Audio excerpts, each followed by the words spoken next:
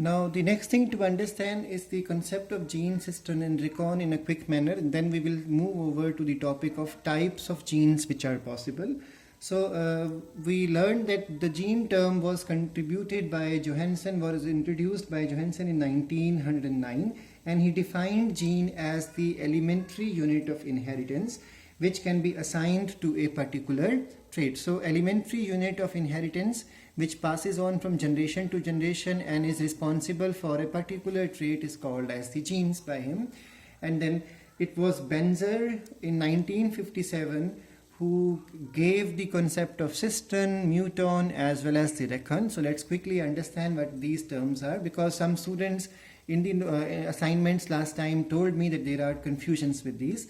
So based on the experiments done by Benzer, he described that there are three subdivisions of a gene. So a gene is made up of three different portions, or that's why the size also I have mentioned here. Among all these things, genes are the largest one, and genes carry cistern in them, and cisterns are smaller compared to the size of the gene because it's a part of gene.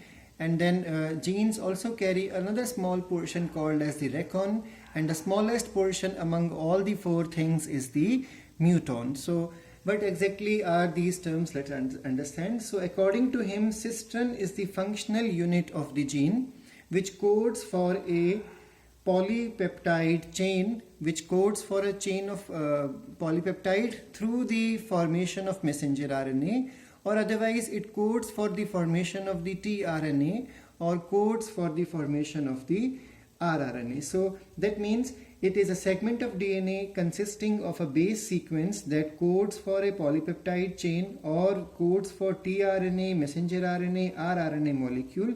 So cistern is that functional unit. And muton. Now what is muton?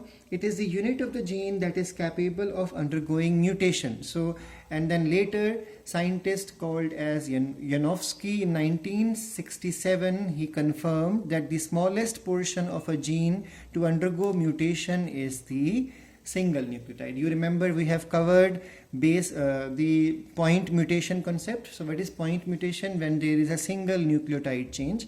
So that is the smallest part of a gene which is able to undergo mutation. That's why muton, according to him, is a single nucleotide capable of undergoing mutation. So it's the smallest portion. Now what is recon? Let's understand.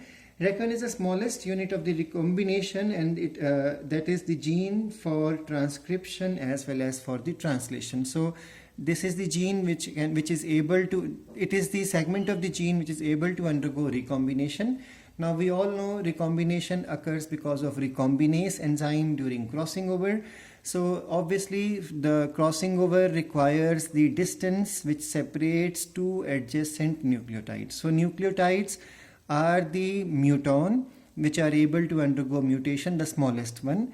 And then the distance between two nucleotides is the place from where recombination takes place. So this distance is called as recon according to scientist Benzer in 1957. Now the next thing to start are the types of or interpretation of various types of genes. So how do you define genes? There are many types of genes. So a single definition is not capable to explain the concept of gene. So the first type of gene is the housekeeping genes. Now we all know hospitality topic which comes in the hotel industry. There are some segments in the hotels which are 24 hours functional, and such things are called as the housekeeping department. So housekeeping genes are also called as the constitutive genes because these genes are constantly expressing themselves in a cell because their products are daily, or you should say their products are every second or every minute required by the cell to survive. So cell machinery continuously require these genes. That's why these genes are always functional, and that's why they are called as the housekeeping genes or the constitutive genes. The easiest example, the genes which are required for formation of enzymes for respiration, because without respiration cell cannot survive, whether it is aerobic respiration or the anaerobic one. So the enzyme for, especially enzyme for glycolysis, all the enzymes which you have learned for glycolysis topic to take place in 11th class, those enzyme forming genes are constitutive genes or housekeeping genes. Or we all know ATPase enzyme plays a significant role in survival. So ATPase enzyme synthesizing gene can also be considered as an example of a housekeeping gene. The second type is the non-constitutive gene. So those genes which are not every time functional. So these genes do not always express themselves in a cell. They can be switched on or they can be switched off according to the requirement, and that's why these genes are also called as the luxury genes, because they do not always express. They can be switched on and off, so accordingly they are of two types.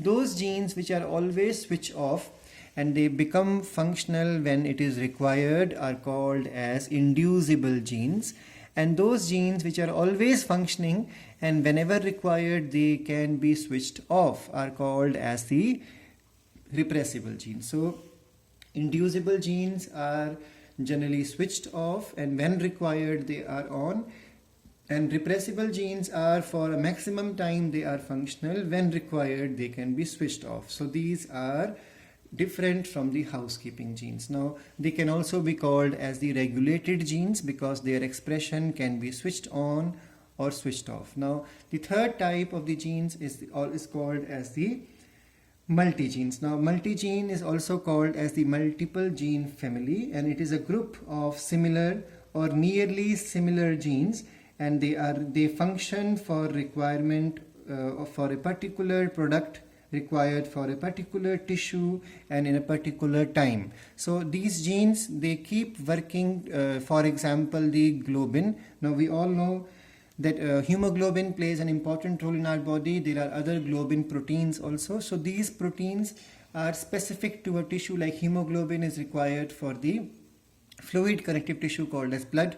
So for a particular tissue these products are continuously required. So then that's why these genes are multiple in number, and they may be slightly different in their formation, but almost prepare similar type of product. That's why these are called as multiple gene families or multigene.